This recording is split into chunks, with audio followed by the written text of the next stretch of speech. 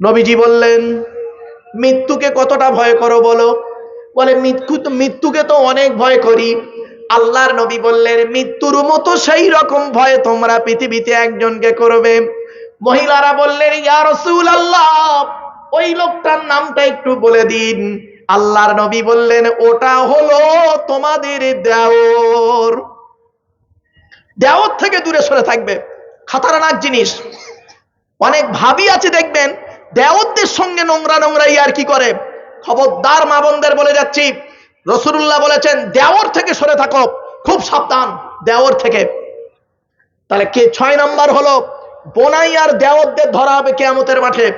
কি দায়িত্ব পালন করেছিলে? 7 নাম্বার ধরুন, পুরুষদের ধরা হবে। 7 নাম্বার কে? খালু। খালু বুঝে স্বামী, খালার বরকে কি বলেন? খালু। এখানে যারা আছেন, যত খালু আছে ওদেরকে ধরবে। আর ওর সঙ্গে আরেকজন আছে ফুপুর বর। ফুপুর বরকে কি বলেন? ফুপা। আমরা জামাই বাবু বলি, আপনারা কি বলেন? ফুপা। ফুপা ফুপুর বরেদের ধরবে। এই 2 শ্রেণীর লোক, খালু আর ফুপা। কিরূপ আচরণ করেছিলে? 7টা হলো। 8 নাম্বারটা খুব ইম্পর্টেন্ট। 8 নাম্বারটা খুব ইম্পর্টেন্ট, দয়া করে একটু শুনে যান। 8 নাম্বার হলো, মামা হিসাবে কতটা দায়িত্ব পালন করেছিলে। মামা। মামা, এখানে যত মামা আছেন, দাঁড়িয়ে আছেন, বসে আছেন, কিয়ামতের মাঠে এই মামাদেরকে আল্লাহ ধরবে। কিরে, তোর বোনাইটা অ্যাক্সিডেন্টে মারা গেল, 2টো ছোট ছোট বাচ্চা রেখে। তোর বোনটা বিধবা বোন ছিল রে। তুই ঈদের সময় তোর বাচ্চা ছেলে মেয়েদের জামা কাপড় কিনলি দামি দামি, আর তোর ওই বোনাইটার বাচ্চা 2টো ছিল, বোনের 2টো বাচ্চা ছিল, তাদের প্রতি গুরুত্ব দিলি না। তুই মামা, তোকে মামা বলতে ঘৃণা লাগে। কিয়ামতের মাঠে আজ তোর বিচার হবে। কোথায় আছেন বাবা? গালে দাড়ি রাখলে আর মাথায় টুপি দিলে নামাজ পড়লেই জান্নাত পেয়ে যাবেন। তাই যদি হতো তাহলে এত মোটা কেতাব আর আল্লাহ পাঠাতেন না, একটা কাগজে লিখে দিয়ে পাঠিয়ে দিতে পারতেন, নামাজ পড়ো, রোজা রাখো, তুমি জান্নাতি। ওই একটা কাগজ দিলেই হয়ে যেত। এই 6666টা আয়াত বা 6236টা আয়াত আল্লাহ পাঠাতেন না। শুনে নিন। 9 নাম্বার হলো, দাদু যারা আছে, দাদু, বাপের বাপ কি বলেন আপনারা? এখানে অনেক দাদু আছে, ওই দাদুদের দেবে, কবরে ঢোকো। দাদুদেরকে আল্লাহ ধরবে। এদিকে আয়, এদিকে আয়। তুই দাদু হয়েছিলিস না? তোর পৃথিবীতে আমি 4টে ছেলে দিয়েছিলাম। বড় ছেলেটা চাকরি করে বলে বড় ছেলের ছেলেদেরকে বিস্কুট কিনে দিয়েছিলিস, লজেন কিনে দিয়েছিলিস। আর ছোট ছেলেটা গরিব, বেচারা কিছু করতে পারতো না বলে টোটো চালাতো। তার ছেলে মেয়েদেরকে কই লজেন বিস্কুট কিনে দিলি না তো? তুই দাদু, তুই আবার গালে দাড়ি রেখে নামাজ পড়িছিস। কিয়ামতের মানে তোর বিচার আগে হবে। বাবা, এত সহজ জিনিস নয়। এখানে যারা দাদু আছেন, এর উল্টোটা হবে দাদি। মা বোনেরা যারা দাদি আছেন, আমি বলেছি পুরুষদের উল্টোটা করবেন নারী। যারা দাদি এখানে বসে আছেন, দাদি।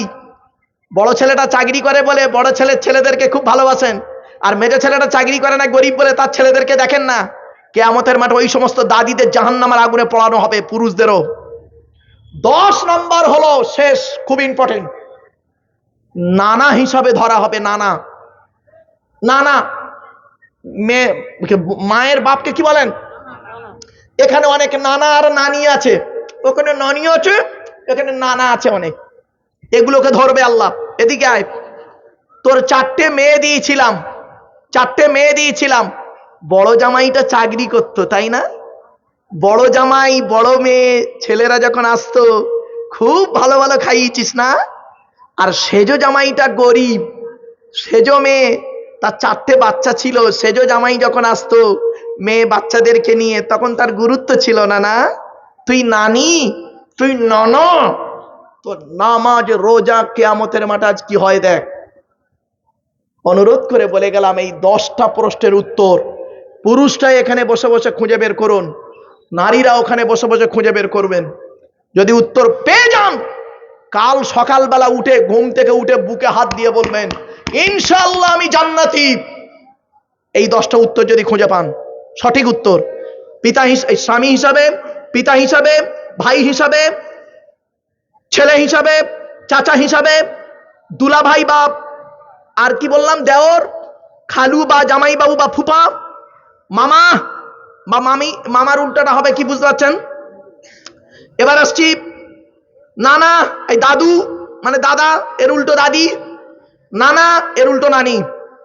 এই 10টা উত্তর আপনারা দয়া করে খুঁজবেন, কিয়ামতের মাঠে আল্লাহ ধরবে। হুকুকুল্লাহ, আল্লাহর হক, বান্দার হক। আল্লাহর হক আদায় করতে না পারলে আল্লাহ যদি মাফ করেন তো পেয়ে গেলেন, ছেড়ে গেলেন। আর বান্দার হক কিন্তু ধরা পড়বেই পড়বে। অনুরোধ করে বলে যাচ্ছি, বান্দার হকটা আদায় করুন। মনে রাখবেন, আপনার দায়িত্ব আল্লাহ দিয়েছিল, সে দায়িত্ব আপনি পালন করেননি। কোরআনের দিকে ফিরে আসুন, হাদিসের দিকে ফিরে আসুন। মা বোনদেরকে বারে বারে বলে যাচ্ছি, স্বামীর প্রতি গুরুত্ব দিন, স্বামীর প্রতি গুরুত্ব দিন। স্বামীকে কোনোদিন কাঁদাবেন না। কয় শ্রেণীর মেয়েকে বিবাহ করবেন? যে মেয়েদের মধ্যে কমসে কম 6টা গুণ পাবেন, ওই মেয়েকে বৌমা করবেন। শালি সাদা চামড়া দেখে ছুটবেন না, সব সাদা চামড়ার মেয়ে ভালো নয়। বাংলায় একটা কথা আছে, নদীর জল ঘোলা ভালো, জাতের মেয়ে কালো ভালো। কথাটার খুব মূল্য আছে বাপ, খারাপ সেন্স নেবেন না। নদীর জল ঘোলা ভালো, জাতের মেয়ে কালো ভালো। কথাটার গুরুত্ব দেন। 6 শ্রেণীর মেয়ে, যে মেয়েদের মধ্যে কমসে কম 6টা গুণ পাবেন, ওই মেয়েকে বৌমা করবেন। দুনিয়াতে শান্তি সম্মান পাবেন, আখেরাতে জান্নাত পাবেন। আজকে আপনারা এখানে বসে আছেন, মা বোনেরা ওখানে বসে আছেন, চোখ দুটো বন্ধ হয়ে গেলে সব শেষ। মাটির তলায় যাবেন, কবরে গিয়ে কি জবাব দেবেন? মনে রাখবেন, এ জীবন শুরু হয়েছে আমাদের 150 টাকায়, এ জীবন শেষ হবে 1500 টাকায়। এ জীবন শুরু হয়েছে 150 টাকায়। আমার এক বন্ধু কলেজের প্রফেসর, তাও আমি স্টেজে উঠে ওয়াজ করতে করতে বলেছি, এ জীবন শুরু হয়েছে আমাদের 150 টাকায়, এ জীবন শেষ হবে 1500 টাকায়।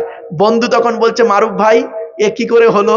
আমি প্রফেসর, আমার বউ প্রফেসর, আমার বাপ প্রফেসর, মা প্রফেসর, আমরা বাড়িতে 4 জন কলেজের প্রফেসর। আমাদের 4 জনের মাইনে একত্রিত করলে 5 লাখ টাকার উপরে হয়। তা আপনি বললেন এ জীবন শুরু হয়েছে 150 টাকায়? তখন আমি বলেছিলাম, অতগুলো মানুষের সামনে, বন্ধু যেদিন মায়ের পেট থেকে এসেছিলেন সেদিন সব থেকে দামি কাপড়টা কে কিনে দিয়েছিল? তা বলছে আমার আব্বা। আমি বললাম কত দাম ছিল? বলছে 100 থেকে 150 টাকা। আমি বললাম নিজে পড়তে পেরেছিলে? বলছে না, অন্যেই পরিয়ে দিয়েছিল। আল্লাহ বলছে, আব্দুল্লাহিল মারুফ, জীবনের প্রথম কাপড় তুই নিজে পড়তে পারলি না, অন্যেই তোকে পরিয়ে দিল, তার দাম হলো 1 থেকে 150 টাকা। এ জীবন শুরু হলো তোর 150 টাকায়। আর যেদিন তুই মারা যাবি, তোর লাশটা যদি পাওয়া যায়, লাশ যদি পাওয়া না যায় তো হয়ে গেল, যদি লাশটা পাওয়া যায়, তোর যে কাফনটা পরানো হবে তার দাম হবে 1000 থেকে 1500 টাকা। তুই নিজে পড়তে পারবি না, অন্যেই তোকে পরিয়ে দেবে। কি দাঁড়ালো? এ জীবন শুরু হলো 150 টাকায়, এ জীবন শেষ হবে 1500 টাকায়। আর যা বাকি হাত পা চোখ কান নাক মুখ ব্রেন বিবেক বুদ্ধি দিয়ে গাড়ি বাড়ি জায়গা জমি বিল্ডিং বালাখানা করেছিস, ওই গীতার সারাংশ হয়ে গেছে। গীতার সারাংশ, গীতার সারাংশ কি জানেন? শুনে নিন। যা হয়েছে তা ভালোই হয়েছে, যা হচ্ছে তা ভালোই হচ্ছে, যা হবে তা ভালোই হবে। কি হারিয়েছে তোমাদের কাঞ্চো? কি হারিয়েছে কাঞ্চো পৃথিবীর মানুষ? ও, স্বামী স্ত্রী ঝামেলা হয়েছে কাঞ্চো? ছেলে ভাত দেয় না কাঞ্চো? খুব রোগে ভুগছো কাঞ্চো? ব্যবসায় লস হয়ে গেছে কাঞ্চো? যা নিয়েছো এই পৃথিবী থেকেই তুমি নিয়েছো, যা দিয়েছো এই পৃথিবীতেই দিয়েছো। যেটা তোমার আজকের আছে, গতকাল সেটা অন্যের ছিল। আজ তোমার আছে, তুমি আজ মারা যাও, আগামী কাল সেটা অন্যের হয়ে যাবে। বন্ধুরা, মা বোনেরা, বাবাজিরা শুনে নিন। আমরা যখন মায়ের পেট থেকে এসেছিলাম, কি হিন্দু কি মুসলিম, প্রত্যেকেরই একটাই নাম ছিল, ডাক্তাররা দিয়েছিল, কি জানেন? শিশু। কি বললাম? শিশু, বেবি, বেবি। ডাক্তাররা লেখে দেখবেন, মায়ের আধার কার্ড, মায়ের প্রেসক্রিপশনে লেখে বেবি। বেবি বলে নতুন বাচ্চার কি নাম দেয় ডাক্তাররা? বেবি বলে লিখে ব্র্যাকেটে দেয় এম আর এফ, মেল আর ফিমেল, এই দুটো লিখে ছেড়ে দেয়। মায়ের পেট থেকে আমরা যেদিন এসেছিলাম, প্রত্যেকেরই একটাই নাম ছিল, শিশু, শিশু, শিশু। আর যেদিন মারা যাব আমরা, হিন্দু মুসলিম, প্রত্যেকের একটাই নাম হবে, কি জানেন? লাশ। কি বললাম? কি বললাম? জোরে বলুন। আগে চলে গেছে বাঁশ। এই বাঁশ 2 রকমের হয়। করকম করকম 2 রকমের বাঁশ। একটা বাঁশ যায় চাপা দেওয়ার জন্য, একটা বাঁশ যায় চাপা দেওয়ার জন্য, আর একটা বাঁশ যায় পেটাই দেওয়ার জন্য। শ্মশানে কোনোদিন মরা পড়াতে দেখেছেন? দেখেননি? এখন সব চুল্লি হয়ে গেছে নাকি? শ্মশানে যখন মরা পড়ানো হয় দেখবেন তখনও বাঁশ যায়, খেঁচে যখন উঠে পড়ে তখন পেটাই দেয়। আর মুসলমান, তুমি যখন মারা যাবে তোমার বাঁশ গেছে কি জন্য? চাপা দেওয়ার জন্য। বাড়ি থেকে ভাববেন। আল্লাহ আপনাদের দুটো হাত দিয়েছে, মা বোনেরা বাবাজিরা শুনে নিন, এই হাত দুটো ছেড়ে দিন, ছেড়ে দিন না। প্রত্যেকের হাতগুলো দেখুন, আঙুলগুলো মোড়া। দেখুন, কারোর হাত এমন নেই, পেলেন চ্যালেঞ্জ, কারোর হাত এমন নেই, প্রেসার দিলে এমন, নইলে এমন। দেখুন কেন এমন, কেন? আল্লাহ বলছেন তোর হাত দুটো মায়ের পেট থেকে যখন এলি মুঠো মারা। আর যেদিন পৃথিবী ছেড়ে চলে লাশকে কোনোদিন দেখেছেন? কোন লাশের হাত এমন থাকে না, সোজা হয়ে গেছে। আল্লাহ বললেন দেখলি পৃথিবীতে যখন মায়ের পেট থেকে এলি হাত দুটো মুঠো মারা, আর যাওয়ার সময় দেখলি সোজা, হাত সোজা হয়ে গেছে। পৃথিবীর মানুষকে জানিয়ে যা কিছুই নিয়ে যেতে পারিনি, সব রেখে চলে গেলাম। বাড়ি থেকে ভাববেন, কুদরতে আজিম তার কে বুঝিতে পারে, অজ্ঞান হইবে জ্ঞানী ধ্যান যদি করে। বিউফায় দুনিয়া কেন ভোলা মন, দিবানিশি করো তুমি খোদাকে স্মরণ। গোনাহে ডুবিয়া গেলি ওরে বেশরম, কেয়ামতে দিন তুই করিলিনি গমন। পানি পানি করে তুমি পড়ে খাপে খাপি, অরে সালি তাড়াতাড়ি দেবে তালা চাবি। মালেকুল মৌতর জান যাবে লইয়া, ঘর ওলা করে দাঙ্গা ভাগের ওলা গিয়া। আপনি মারা যাবেন, আপনার স্ত্রী ছেলেমেয়েরা কি করবে জানেন? আপনার সম্পত্তিটা ভাগ করার জন্যই প্রস্তুত। তাই বলছে মালেকুল মৌতর জান যাবে লইয়া, ঘর ওলা করে দাঙ্গা ভাগের ওলা গিয়া। তোর ধনে অন্যজনে উড়াইবে বাহার, তোর ধনে অন্যজনে উড়াইবে বাহার, তুমি হবে খোরাক ও মাটির উপকার। বাপেরা বাড়ি থেকে ভাববেন। তাই আল্লাহ পাক কোরআনে বলে দিলেন, ওয়ান ফিকু মিম্মা রাযাকনাকুম মিন ক্বাবলি আইয়াতি আহাদাকুমুল মাউতু ফায়াকুলা রাব্বি লাউলা আখখারতানি ইলা আজালিন করিব ফাসাদদাকা ওয়া আকুম মিনাস সালিহিন। সূরা মুনাফিকুন আল্লাহ পাক বলেছিলেন, বলে দিলেন পৃথিবীর জমিনে মৃত্যু আসার আগে তুই টাকা পয়সা আল্লাহর ঘরে দান করে যা, নবীর ঘরে দান করে যা, আল্লাহ রাস্তায় দান করে যা, পৃথিবী ছেড়ে যাবার আগে দান করে যা। এ দান তোর কোনোদিন বিফলে যাবে না। এ পৃথিবীর মানুষ, এ মালদা জেলার মানুষেরা, আল্লাহ বলছেন তুই পৃথিবীতে ব্যাংক তৈরি করেছিস, ব্যাংক, ব্যাংক, পৃথিবীর ব্যাংক। কি নাম দিলি? State bank, HDFC bank, ICICI bank, Indian bank, Allahabad bank, এখন ইন্ডিয়ান করে ফেলেছিস। আবার তোরা করলি কি? ইউনাইটেড ব্যাংক, এখন পাঞ্জাব ন্যাশনাল করে ফেলেছিস। তা তোদের ব্যাংকের পরিষেবা কি? তোরা ব্যাংকে টাকা রাখিস, আবার যদি অতিরিক্ত টাকা হয়ে যায়, ব্যাংক যদি দেউলিয়া হয়ে যায়, ব্যাংক ডাকাতি হয়ে গেলে ব্যাংকের ম্যানেজার হাত দুটো তুলে বলে সরি সরি, কারণ তোমার টাকা সব বেকার হয়ে গেল। আর আল্লাহ বলছে আমি পৃথিবীতে অনেকগুলো ব্যাংক তৈরি করেছি রে, তোরা আমার ব্যাংকে টাকা রাখ, গ্যারান্টি সহ মাল পাবি। আমার ব্যাংকের নাম শুনবি? আল্লাহ বলছে আমার ব্যাংকের নাম হলো আমার ঘর মসজিদে দানের ব্যাংক, আমার নবীর ঘর মাদ্রাসায় দানের ব্যাংক, গরিব ফকির এতিম মিসকিনদের দানের ব্যাংক, জাকাতের ব্যাংক, ফেতরার ব্যাংক। কতগুলো ব্যাংক তৈরি করেছি, আমার ব্যাংকে তোরা টাকা রাখ, এই ব্যাংকে টাকা রাখ, তোদের আমি কি করব? ডবল করে দেবো। তোদের পৃথিবীর ব্যাংকে কত টাকা দেয়? 1 টাকা, 100 টাকা রাখলে ক টাকা পাবি? আর আমি 100 টাকা রাখবি 200 টাকা দেবো। দলিল কোরআন বলছে, মাসালুল্লাযীনা ইউনফিকুনা আমওয়ালাহুম ফি সাবিলিল্লাহি কামাসালি হাব্বাতিন আম্বাতাত সাবআ সানাবিলা ফি কুল্লি সুমবুলাতিন মিআতু হাব্বা ওয়াল্লাহু ইযাইফু লিমান ইয়াশা। সূরা বাকারার মধ্যে আল্লাহ বলে দিলেন, বান্দারে তুই যদি দান করিস আমি আল্লাহ তোর দানটাকে ডবল করে দেব। হতভাগা মুসলমান, আমরা আল্লাহর ঘরে না দান করে দুনিয়ার মানুষের কাছে দান করে চলেছি, অন্য কাজে দান করি, এতে কোনোদিন কষ্ট হয় না। আল্লাহর ঘরে দান করতে গেলে কষ্ট হয়। তোরা দে যাকাত, দে যাকাত, দে রে যাকাত, যাকাত না দিলে তোরা পাবি না নাজাত। তোরা দে যাকাত, দে যাকাত, দে রে যাকাত, যাকাত না দিলে তোরা পাবি না নাজাত। ধনী তোমরা খাবে সুখে, গরিব গুলো মরবে দুঃখে। ধনী তোমরা খাবে সুখে, গরিব গুলো মরবে দুঃখে। গজব দিবেন তাদের উপর স্বয়ং খোদা পাক। তোরা দে যাকাত, দে যাকাত, দে রে যাকাত। যাকাত না দিলে তোরা পাবি না নাজাত। দুনিয়াতে তোর কত বাড়ি ছিল, অনেক টাকা কড়ি। দুনিয়াতে তোর কত গাড়ি ছিল, অনেক টাকা কড়ি। আখেরাতে দেখবি গিয়ে, আখেরাতে দেখবি গিয়ে শুধুই খালি হাত। তোরা দে যাকাত, দে যাকাত, দে রে যাকাত। যাকাত না দিলে তোরা পাবি না নাজাত। খোদা রাস্তায় করিতে ব্যয়, ব্যথা লাগে যারো কলি যায়। খোদা রাস্তায় করিতে ব্যয়, ব্যথা লাগে যারো কলি যায়। জাহান্নামে ফেলে তাদের কাটবে দুটি হাত। তোরা দে যাকাত, দে যাকাত, দে রে যাকাত। যাকাত না দিলে তোরা পাবি না নাজাত।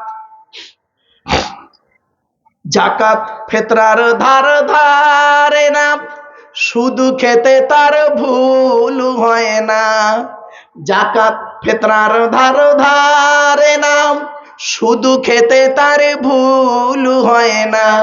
জাহান্নামে ফেলে তাদের, জাহান্নামে ফেলে তাদের করবে গো আঘাত।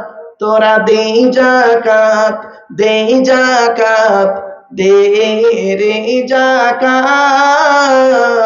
যাকাত না দিলে তোরা পাবি না নাজাত। নামাজে রোজা যে করে না, খোদার হুকুম সে মানে না।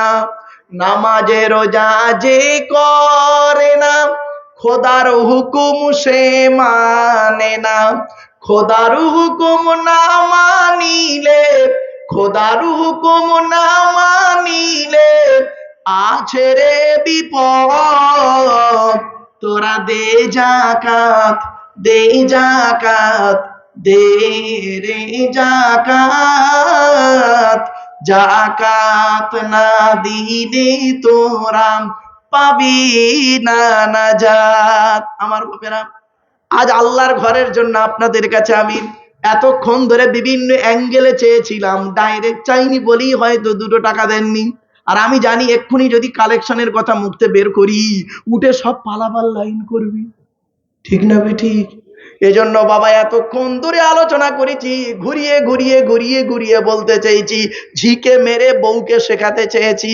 কিন্তু দুঃখের বিষয়, বউ যে এত বদমাইশ ও মোটেই বোঝে, ও তো মূর্খ, বুঝবে কি করে? বুঝতে পারছেন? রাগ করবেন না বাপ। আমার বাপেরা, আজকের আলোচনার বিষয়বস্তু ছিল কি মনে আছে না ভুলে গেছেন? সূরা জুমার আলোচনা ছিল, মনে পড়ছে? প্রথম আয়াতটার আলোচনা করতে করতে ভাই আমাকে একটু ইঙ্গিত দিল, ওই জন্য ইঙ্গিত দিতে গিয়ে এতক্ষণ একটু আপনাদের ঘুরে চলে এলাম, পুরো মালদা ডিস্ট্রিক্ট ঘুরে চলে এসেছি আবার এই রাধানগরে। রাগ করবেন না। পরের আয়াতটা কি ছিল সূরা জুমা?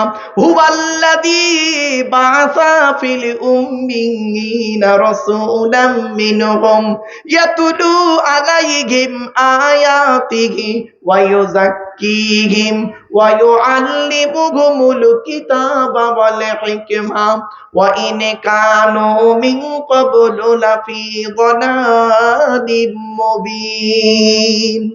সূরা জুমার 2 নম্বর আয়াতটা কি? আল্লাহ বলছেন সেই নবীকে অনুসরণ করো।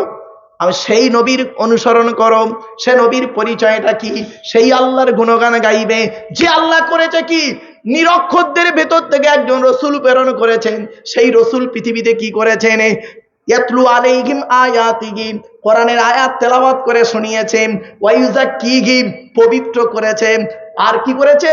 ওয়া ইউআল্লিমুহুমুল কিতাবা, আর কিতাবের শিক্ষা দিয়েছেন। ওয়া ইউযাক্কিহিম, পবিত্র করেছেন। আর কি করেছে? ওয়াল হিকমা, জ্ঞান বিজ্ঞান অর্থাৎ হাদিসের শিক্ষা দিয়েছেন। কেন?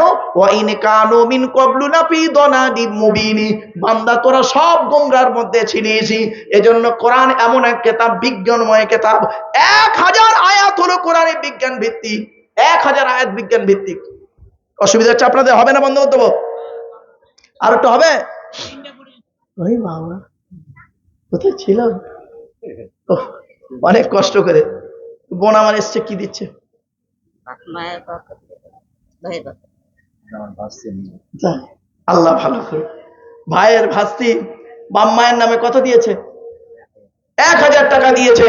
লিল্লাহে তাকবীর। আমার বাপেরা শুনে নিন, আল্লাহ রসুলের মানে কোরআন যে বিজ্ঞান, এত 1000-এরও বেশি আয়াত হলো বিজ্ঞান ভিত্তিক কোরআনে। কল্পনা করতে পারবেন না, কল্পনা করতে পারবেন না। কোরআনের কথা আপনাদেরকে বিজ্ঞান ভিত্তিক আলোচনা করব। আপনারা জানেন, শুনলে অবাক হয়ে যাবেন। আমার স্কুল হলো উচ্চ মাধ্যমিক।